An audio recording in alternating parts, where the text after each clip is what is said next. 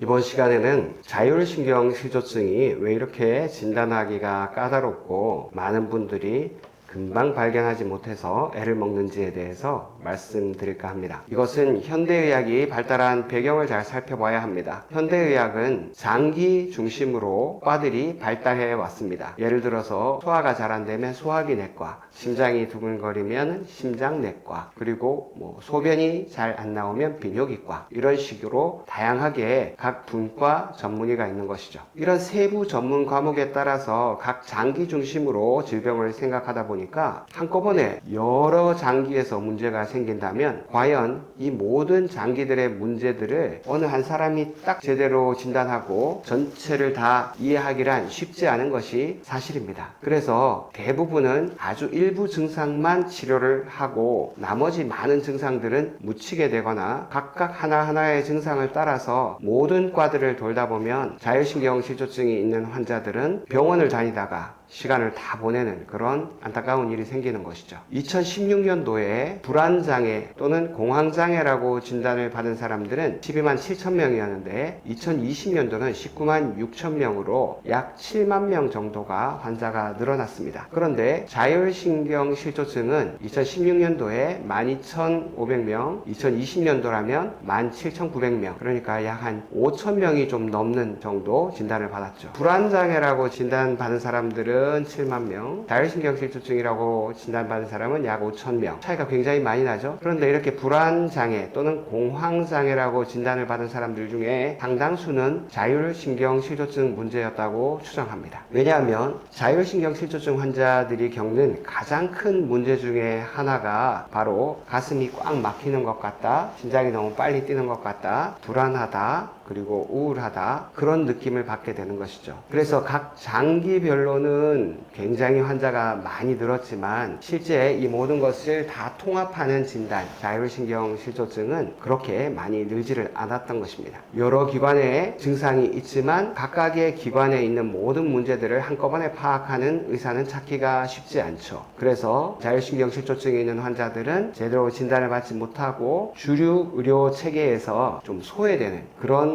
경향을 보입니다. 대체로 삶이 무척 힘든 상태에서 우울증, 불면증, 그리고 만성피로, 만성통증, 이런 여러 가지 증상을 안고서 여기저기 병원을 떠도는 경우가 굉장히 많죠. 그러다 보니까 병원 쇼핑을 하기도 하고 한의원에 가기도 하고 또 마지막에는 결국 정신과까지 가서 약을 드시게 되는 분들이 굉장히 많습니다. 실제 지금까지는 한의학에서 꼭 자율신경실조증이라고 말은 하지 않았지만 이런 다양한 증상들을 다 함께 치료한다고 이렇게 표방하는 경우가 많이 있었습니다. 워낙 한의학은 어느 특정 장기 중심이 아니라 증상 중심이기 때문에 거의 대부분의 자율신경실조 증상이 나타나면 한의학에서는 이런 것들을 전문적으로 치료할 수 있다고 믿고 환자분들에게도 이런 자율신경실조에 관한 치료를 한의학에서 해낸다고 그렇게 얘기들을 하곤 했죠. 자, 그러면 자율신경실조증의 숨겨진 이야기를 한번 해보겠습니다. 그러면 진짜 자율신경실조증은 왜 발생하는 것인지 한번 알아보고 그러면 어떻게 또 진단을 할 수 있을지 알아보도록 하겠습니다. 우리 몸에는 척추를 똑바로 세워주는 등에 긴 근육이 있습니다. 골반에서부터 시작해서 갈비뼈에 이 근육이 붙고 마지막에는 목이나 그리고 머리에 이 근육이 붙게 되는데요. 이런 것들을 기립근이라고 합니다. 장늑근이라든지 췌장근이라든지 이런 근육들이 바로 이 기립근에 해당하죠. 자, 그런데 이 기립근의 이중생활에 대해서 제가 말씀드릴 건데요. 기립근은 한편으로 보면 척추를 이렇게 세워주는 기립근 역할을 하죠. 체형을 유지하는. 그런데 기립근은 또 갈비뼈 사이사이에 이 근육이 붙기 때문에 이 흉곽을 늘려주는 그리고 호흡을 하는데 도움을 주는 그런 역할도 하게 됩니다. 그래서 만약에 이 기립근이 꼼짝 안 하고 너무 뻣뻣해져 있다. 그리고 이 기립근을 움직이는 신경계에 문제가 있어서 이 기립근이 제대로 작동을 하지 않는다. 그러면 어떤 일이 일어날까요? 갈비뼈가 잘 벌어지지 않기 때문에 숨을 쉬기가 힘들어지는 그런 경우가 종종 생깁니다. 제가 치료를 할 때 날개뼈 사이, 등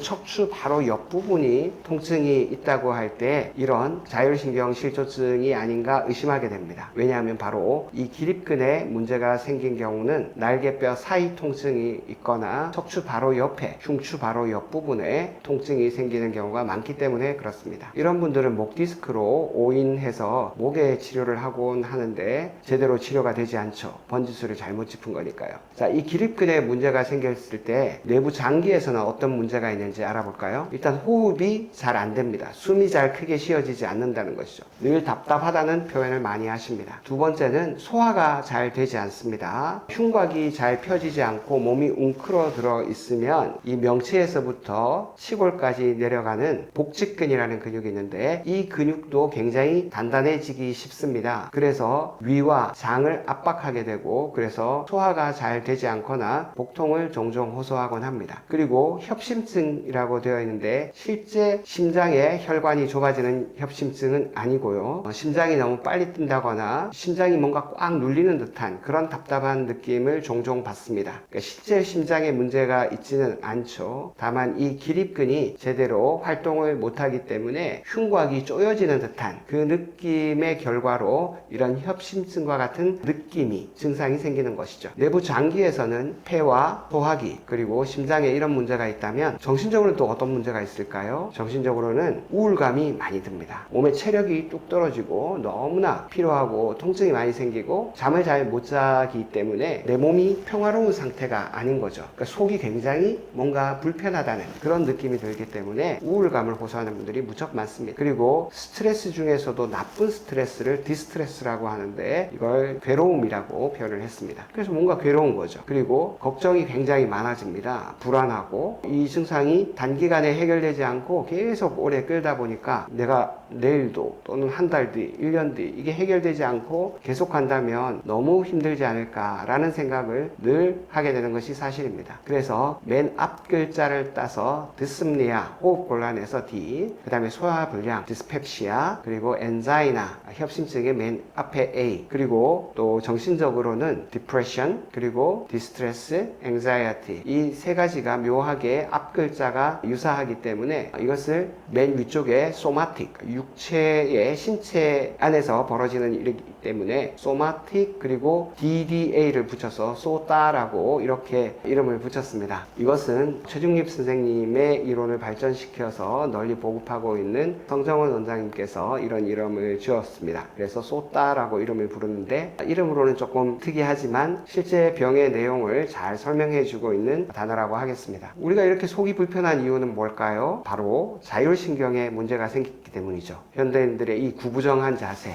이렇게 움츠린 자세가 자율신경에 문제가 일어나는 발단이 될 수 있습니다. 두 번째는 너무 과도하게 에너지를 많이 소모하는 것. 실제로 신체 활동을 많이 해서라기보다는 자세가 이렇게 구부정하게 되면 머리가 목을 누르는 무게가 더 늘어나게 되고 결국은 척추가 받는 부담이 커져서 척추 주변에 있는 근육들이 과도하게 긴장하고 근육 소모가 많아지는 것이죠. 마지막으로 심리적인 긴장도 똑같은 현상을 일으킵니다. 심리적인 긴장이 계속되면 이렇게 가슴을 펴고 어깨를 쫙 펼친 상태에서 자세를 유지하기가 어렵습니다. 그래서 대체로 심리적인 긴장이 있는 사람들은 웅크러들기 마련이고 결국 이 자세도 아까와 마찬가지로 우리 몸에 에너지를 과도하게 소모하게 되는 것이죠. 결국 몸이 이렇게 움츠러들면서 흉곽 안에 있는 두 개의 장기가 압박을 받는다는 걸 기억하셔야 됩니다. 흉곽 안에 두 가지 장기는 폐와 심장이죠. 그래서 흉곽 안에서 압력이 증가하기 때문에 심장도 그리고 폐도 압박받는 듯한 그래서 뭔가 꽉 눌리고 답답한 느낌이 많이 든다는 것이 자율신경 실조증을 가진 환자분들의 공통점입니다. 이렇게 몸이 힘들면 마음도 힘들죠. 결국은 이 자세 때문에 산소량이 줄어들고 환자는 만성적인 저산소증에 빠지게 되는 것이죠. 당연히 안 그래도 많이 피곤한데 몸으로 들어오는 산소량까지 부족하니까 더 피로해지는 악순환이 반복되게 됩니다. 그래서 결국은 두통 그리고 소화기까지 영향을 미쳐서 소화가 잘 안 되는 분들도 많고 그리고 화가 자주 나고 짜증이 자주 나는 것이죠. 그리고 우울하고 불안하고 결국은 사람이 제대로 뭔가 일을 할 만한 의욕도 힘도 없는 무기력 상태에 빠지는 경우가